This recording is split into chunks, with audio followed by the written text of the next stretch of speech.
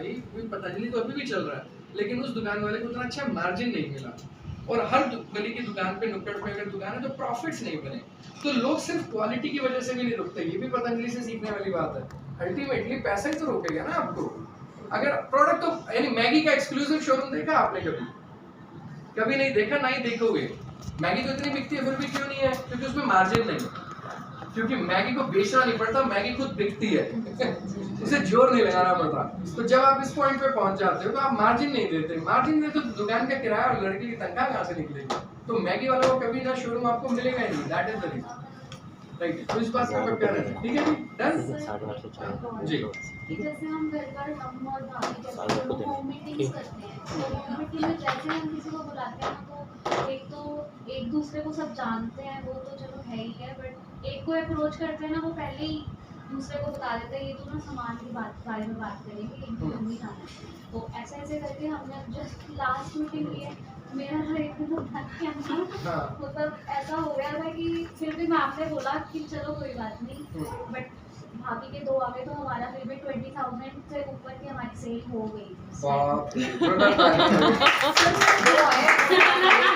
तो 20 लोग बुलाते हैं तो 20,000 का निकलता है। कई बार मैंने ऐसी मीटिंग आप पे आता हूँ, मैं पहले उनके सवाल का जवाब देता हूँ। तो इस चीज पर भी आ जाता है कि एक बार तो बंदा प्रोडक्ट को यूज करके अगर उसको अच्छा नहीं लग रहा है ना, पता नहीं वो दोबारा क्यों नहीं आता। बस ये पॉइंट हमारा ना सबसे मेन पॉइंट अभी तक है कि हम आगे ग्रो नहीं कर पा रहे हैं। और ठीक हो जाता होगा होम शॉप पे जो नहीं कैरी ऑन से ये प्रॉब्लम मेरे साथ भी है। मेरा खुद का मानना ये है कि हम छोटे प्रोडक्ट से रखें।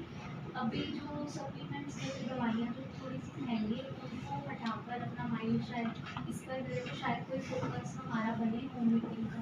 चलिए 2 सवाल थे आपके, दोनों के जवाब देता हूँ। ये भी आप में भी इशू है और ये कर कैसे ले रही है इस बात में, तो ये स्टेज आएगा पहली बात तो।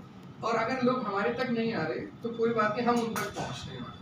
तो आपके केस में हम ये स्ट्रेटजी बदल देते हैं। और कुछ लोगों के प्रोफाइल्स अच्छे हैं तो जब आएंगे तो फिर आपके घर तक तो ओके है, प्रोग्राम में हॉल में आएंगे तो घबराएंगे तो नेगेटिव हो जाएंगे। तो इससे अच्छा आप ये स्ट्रेटजी बनाओ कि अगर आपके सिमिली के प्रॉस्पेक्ट्स आते हैं लेकिन बड़ी परचेज कर लेते हैं तो क्यों ना फिर उनको बुलाने और उस पर एफर्ट डालने से अच्छा हम उनके पास चल के जाते हैं, जो उनके लिए बिल्कुल कन्वीनियंट है कि मैं आती हूँ आपके पास, बैठते हैं और 1 to 1 के ऊपर आप लोग मास्टरी कर लो।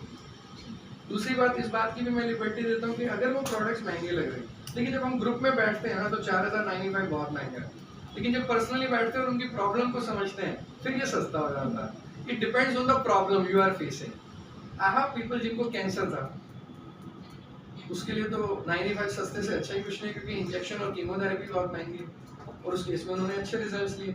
बहुत सारे लोगों के केसेस में ऐसी प्रॉब्लम्स है जो एलोपैथी में सॉल्व भी नहीं हो रही, हजारों लाखों लगा के तो वहाँ पे हमारा प्रोडक्ट सस्ता है।